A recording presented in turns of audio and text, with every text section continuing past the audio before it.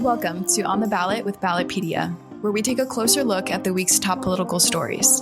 Ballotpedia connects people to politics by providing neutral, nonpartisan, and reliable information on our government, how it works, and where it's headed. We're here to give you the facts so you can form your own opinion. I'm Victoria Rose, and thanks for being with us. Today, we've got a special episode for you unpacking Chicago's mayoral election that took place on February 28th. Later in the episode, we'll look ahead to the April 4th runoff with Chicago native staff writer Joel Williams. But first, we're going to get into the weeds with Politico's Shia Kapos, the outlet's lead reporter following all things Illinois politics. Shia has been reporting extensively about Chicago's mayoral election over the last few weeks, and we're excited to welcome her on the show. Shia, thanks for joining us. Great to be here. So Lori Lightfoot, as many of our listeners are probably familiar with by now, lost her re-election bid in a crowded race on February 28th. She's the city's first mayor to lose re-election in 40 years. I thought a good place to start would be reminding our listeners of how she came to office. She faced a crowded field in 2019 as well. So how did she overcome that in 2019 to attain the office? In 2019, she was hardly known. She had worked on the police board. She was very much a candidate focused on ethics and ending machine-style politics. Well, what would happen during the campaign? In the middle of the campaign, a revered longtime alderman is investigated for ethical violations. And that kind of changed the course of the campaign. Suddenly, anybody connected to that alderman was viewed as maybe not the right person for the job of mayor. And then Lori Lightfoot skyrocketed. She was endorsed by the Sun-Times. People saw her on camera standing up for herself and standing up for her ideals. And that really went a long way, I think, with voters at the time. And she was elected. She made it through to the runoff. And then she faced a longtime Democratic power broker, Tony Preckwinkle, who still heads the Cook County Commission. But Preckwinkle was also connected to that alderman in a way, just because they had worked together for so many years. And voters decided they had had enough of that, and Lightfoot won every single ward across the city. Like any incumbent candidate, Lightfoot's record was on the ballot in 2023, this past week. What was the perception of her leadership and how her policies measured up to her campaign promises? When she was elected, she came across as a reformer, though some folks called her progressive. So there was a question about, was she progressive? Was she a reformer?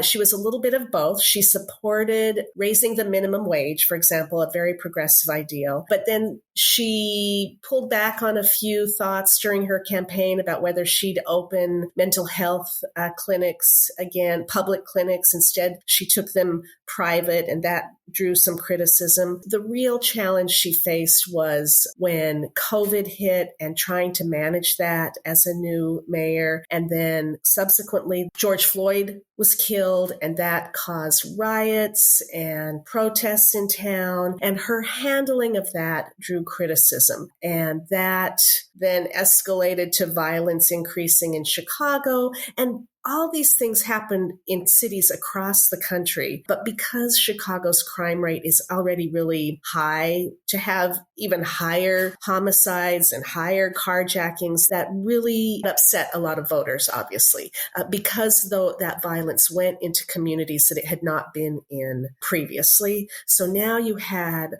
predominantly white communities who had helped elect Lightfoot, now upset about crime. And when that happens, you blame the person at the top, and that was Lori Lightfoot. Even though in the past year, crime has fallen, homicides have fallen, carjackings have fallen. But when you have that perception out there that crime is a problem, it's hard to get around that. And that's what she faced in this election. And how were analysts and pollsters thinking about her odds entering into the election? How was she going to fare? That ran the gamut. You know, there were a lot of polls that had her getting into the runoff with Paul Vallis. She had a lot of support from the Black community. And we realize now after the election that she won all of the Black wards. I mean, people in the Black community wanted to give her a second chance. And the challenge was convincing those white neighborhoods on the north side that had endorsed her 4 years ago, but this time were experiencing levels of crime that made them uncomfortable. And so they wanted somebody new. And she couldn't pull in some of those voters. And that's ultimately what brought down her election. We know now that the two candidates facing off on April 4th are former chief of Chicago Public Schools, Paul Vallas, and then Cook County Commissioner Brandon Johnson. What can you tell us about both of their campaigns and what they would bring to the office? They are diametrically opposed. It's very interesting to watch how they are going to approach debating and the campaigns over the next 4.5 weeks. Paul Vallas is a Democrat, though he has at times called himself a Republican. He's got to kind of fix that messaging if he's going to keep going in the campaign. But he is starting to line up traditional moderate Democrats in Chicago behind his campaign. And Brandon Johnson is a progressive, and backing his campaign is the very progressive Chicago Teachers Union. Paul Vallas is backed by the Federation of Police. So you've got these two big unions, conservative with Paul Vallas, liberal with Brandon Johnson, propping up these campaigns. It's going to be a lot of outside money coming into their campaigns, and it's really going to cause a lot of tension, I think, and soul searching for voters in Chicago about which way they want to go. You and others have described this race as Lightfoot in the middle and then Paul Vallas to the right of Lightfoot and Brandon Johnson to the left. Why do you think voters favored the outliers on that political spectrum instead of the incumbent? I think part of it is the world that we're living in now. It's very left or right. It's hard for the middle to find some ground. And again, it goes back to Lori Lightfoot's, the perception that she couldn't get her arms around the crime issue. So if you think that you need more police officers on the street, as Paul Vallas has talked about, then you're going to vote for Paul Vallas. However, it should be noted that Lori Lightfoot wanted more police officers out there too. It's been hard to recruit officers. Mm-hmm. And then on the left, there are folks who say, look, maybe it's not a matter of more police. Maybe we need to put resources in other areas like mental health and homelessness. And that is where Brandon Johnson is coming from. And then another topic I saw very prominent in the race was education. How did the candidates come down on that? That's going to be interesting because Paul Vallas is for school choice, which tends to be, aligned with more conservative ideals. And Brandon Johnson, has worked for the CTU, which is public schools. And so that is going to be something that they really butt heads on. Watch for Brandon Johnson to be very critical about how Paul Vallas managed the Chicago public school system and how he managed school systems in New Orleans and Philadelphia, because he also worked there. In your latest, you wrote about how the runoff highlights the division in the Democratic city. Can you explain how that's going to shape the race and what you meant exactly? Well, there are a lot of racial undertones in this race because Paul Vallas is white, Brandon Johnson is Black, and not since the days of Harold Washington, when there were a lot of racial tensions in that campaign. I mean, this is the first time we've seen that since then. And so there's a lot of concern about how divisive this is going to be. Black voters who might be more moderate might be hesitant to vote for Vallas because he's white, but maybe Brandon Johnson is too far left for them. So that's causing a little, what's going to happen. Already yesterday, Jesse White, who is the former Secretary of State in Illinois and a very popular Democrat, he's been around for a while, he came out, he's African-American, he came out and endorsed Paul Vallas, which now gives a little bit of cover for those Black elected officials who weren't sure what to do. They might line up now behind Paul Vallas because they feel like, okay, Jesse White opened the doors. Maybe we can do this too. And Jesse White will also open doors for Paul Vallas into the Black community, again, which went entirely with Lori Lightfoot. So that will help him make some inroads there, because you can't win the mayor's race in Chicago just with the white vote, and you can't win it just with the Black vote or just the Latino. You've got to have a little bit of everybody, and that's what they're looking for. Lastly, what is the race going to look like from here until April 4th? Are they going to face off in a debate? Chicagoans obviously will be bombarded with ads. What will that look like? There will be a lot of ads because there's going to be a lot of money in this race. And there will be debates, I presume. I don't have a list yet of when.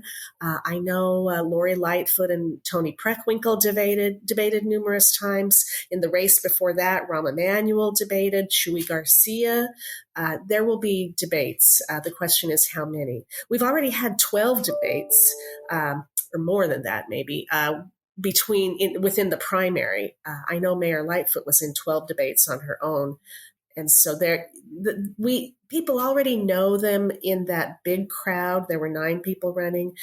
Now we're going to see them one-on-one, and that will be more telling and offer a chance to really hear them talk more deeply on the issues. Well, thank you for your time today. Thank you for breaking down this race. It has been a pleasure talking with you. Thank you so much. Fun to be here. And now we're joined by BP staff writer Joel Williams. Hey, Victoria. Thanks for having me. Since you haven't been on the podcast in a while, we were talking before the show that you recently adopted a chinchilla. Yeah, adopted a chinchilla last month. My wife really badly wanted one, and we decided to add it to our growing zoo of now 2 dogs, a rabbit, and a chinchilla. Great pets, would recommend. As Shia mentioned, things are going to start heating up for the April 4th runoff these next few weeks. I'd like to chat about the general election before we get into some of those details, though. There were 9 candidates in the February 28th election, but most of the more than 500,000 votes cast in the Windy City were split between 5 candidates. How did the vote break down? Paul Vallis was the clear winner. He received nearly 34% of the vote, and that came to about 173,000 total votes. And in second place was Brandon Johnson, who got a little bit over 20% of the vote.